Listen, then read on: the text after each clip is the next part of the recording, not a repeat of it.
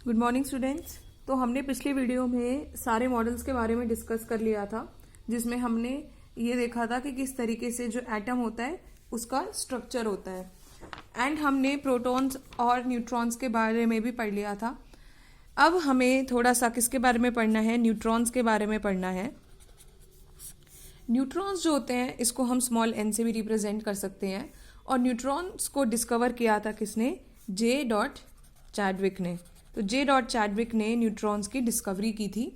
और न्यूट्रॉन्स जो होते हैं वो क्या होते हैं, इलेक्ट्रिकली न्यूट्रल होते हैं, इनके ऊपर कोई भी चार्ज प्रेजेंट नहीं होता। और न्यूट्रॉन जो होता है उतना ही हैवी होता है, it is as heavy as proton. जितना प्रोटॉन हैवी होता है उतना ही न्यूट्रॉन भी क्या होता है, हैवी होता है। दोनों का ही मास अप्रोक्सीमेटली 1.67 इंटू 10⁻⁻27 kg होता है। ठीक है, तो न्यूट्रॉन्स जो होते हैं वो सभी एटम्स के न्यूक्लियस में प्रेजेंट होते हैं, बट न्यूट्रॉन इज एब्सेंट। किसमें एब्सेंट होता है, इन हाइड्रोजन। हाइड्रोजन के अंदर जो न्यूट्रॉन होता है वो क्या होता है, एब्सेंट होता है। और फिर जो हमारा एटम होता है, हमने पढ़ा था एटम के सेंटर में ये न्यूक्लियस होता है एटम का, और इसके आसपास फिक्स्ड ऑर्बिट्स के अंदर जो इलेक्ट्रॉन्स होते हैं वो क्या करते हैं, रिवॉल्व करते हैं। तो इस न्यूक्लियस के अंदर क्या प्रेजेंट होते हैं, इसमें एक तो न्यूट्रॉन्स प्रेजेंट होते हैं, प्लस में इसमें क्या प्रेजेंट होते हैं, प्रोटॉन्स प्रेजेंट होते हैं। एंड क्योंकि अब न्यूट्रॉन्स पे तो कोई चार्ज होता नहीं, प्रोटॉन्स के ऊपर पॉजिटिव चार्ज होता है, इसीलिए जो हमारे एटम्स का न्यूक्लियस होता है दैट इज पॉजिटिवली चार्ज्ड। और हम न्यूट्रॉन्स और प्रोटॉन्स को मिला के न्यूक्लियॉन्स भी कहते हैं।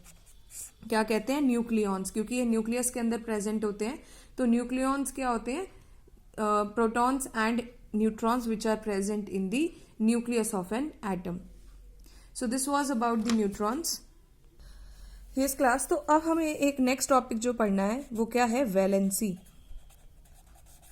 अब देखो वैलेंसी जो होती है ये हमने चैप्टर 3 में पढ़ी थी कि वैलेंसी जो है that is the combining capacity of an atom, कि उसकी कितनी कंबाइनिंग कैपेसिटी है, किसी भी एलिमेंट के एटम की कंबाइनिंग कैपेसिटी। कंबाइनिंग कैपेसिटी का मतलब क्या होता है कि वो कितने इलेक्ट्रॉन गेन करता है, या फिर कितने इलेक्ट्रॉन्स को वो क्या करता है, लूज करता है, या फिर कितने इलेक्ट्रॉन्स को वो शेयर करता है दूसरे एटम के साथ। ठीक है, तो उसको हम क्या कहते हैं, वैलेंसी कहते हैं। अब एक और टर्म है वैलेंस इलेक्ट्रॉन्स।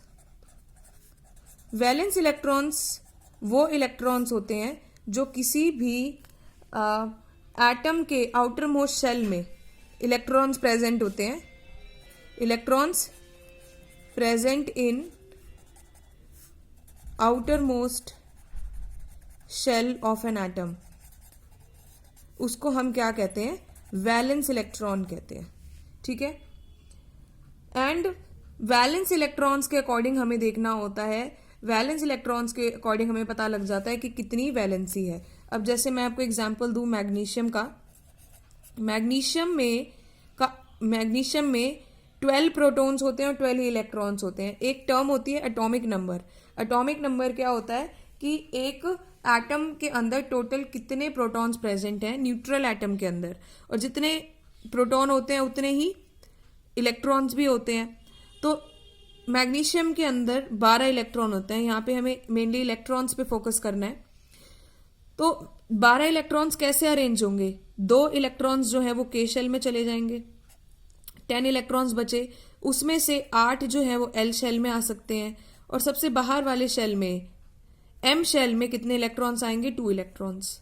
अब क्या होता है, हर एक एलिमेंट की ये कोशिश होती है कि वो अपने आउटर मोस्ट शेल को कंप्लीटली फिल रखे।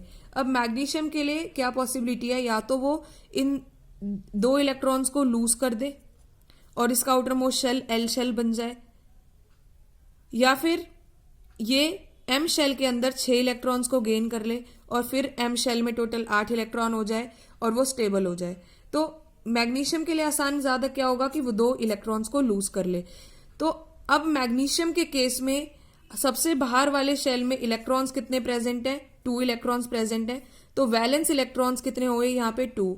और क्योंकि ये 2 ही इलेक्ट्रॉन्स को लूज कर रहा है तो इसलिए इसकी वैलेंसी भी कितनी हो गई? 2 हो गई। I hope this is clear. Now अगर हम सेम एग्जाम्पल जैसे अभी क्लोरीन का लेके चलें, क्लोरीन का में क्या होते हैं? 17 इलेक्ट्रॉन्स होते हैं, ठीक है।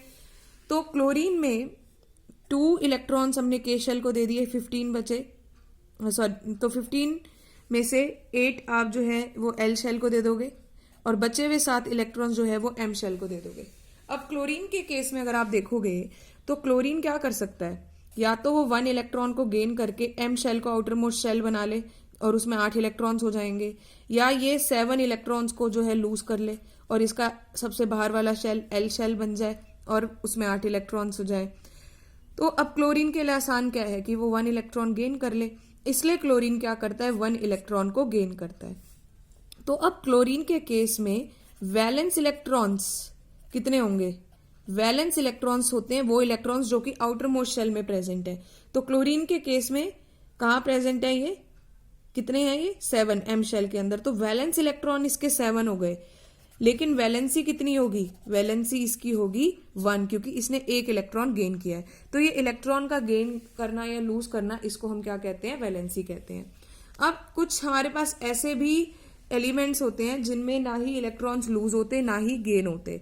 जैसे अगर आप हीलियम का एग्जाम्पल लें तो हीलियम के पास 2 ही इलेक्ट्रॉन होते हैं और ये 2 के 2 इलेक्ट्रॉन्स अपने के शेल में रखता है। तो के शेल ही हीलियम का आउटर मोस्ट शेल है, तो ना ही इसको इलेक्ट्रॉन को गेन करने की जरूरत पड़ रही, ना ही इसको इलेक्ट्रॉन को लूज करने की जरूरत पड़ रही, इसलिए हीलियम जो है वो 0 वैलेंट है, इसकी कोई भी वैलेंसी नहीं होती। बट वैलेंस इलेक्ट्रॉन कितने हैं हीलियम के? वो 2 ही हैं, क्योंकि के शेल के अंदर उसके 2 इलेक्ट्रॉन्स प्रेजेंट हैं। अब देन नियॉन है, एक नियॉन का एग्जाम्पल ले लेते हैं। नियॉन के पास 10 इलेक्ट्रॉन्स होते हैं, उसमें से वो 2 इलेक्ट्रॉन्स के शेल को दे देगा और एल शेल में 8 इलेक्ट्रॉन चले जाएंगे।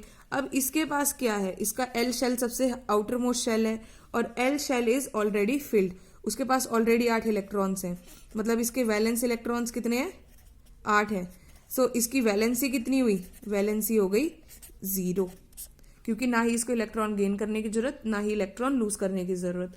तो ऐसे एलिमेंट्स को हम नोबल, क्योंकि ये हीलियम, नियॉन, अगर आप नेक्स्ट देखोगे आर्गन, तो ये सब जो होती है गैसियस फॉर्म में होती हैं और इनको हम नोबल गैस या फिर इनर्ट गैस कहते हैं। इनर्ट का मतलब क्या होते हैं? जो कि रिएक्ट नहीं करते। नोबल लोग, नोबल बोलते हैं ना, नोबल पर्सन, सीधा साधा, तो ये लोग भी सीधे साधे, ये भी सीधी सादी गैसेज हैं जो कि रिएक्ट नहीं करती दूसरे एलिमेंट्स के साथ। इसीलिए जब तुमने एग्जाम्पल पढ़ा था मोनोएटॉमिक फॉर्म का, तो उसमें हम नियॉन और हीलियम को क्यों लिखते हैं? क्योंकि ये किसी और के साथ कंबाइन ही नहीं करते, ये एक सिंगल एटम की फॉर्म में एग्जिस्ट करते हैं। So this is all for the day. Thank you.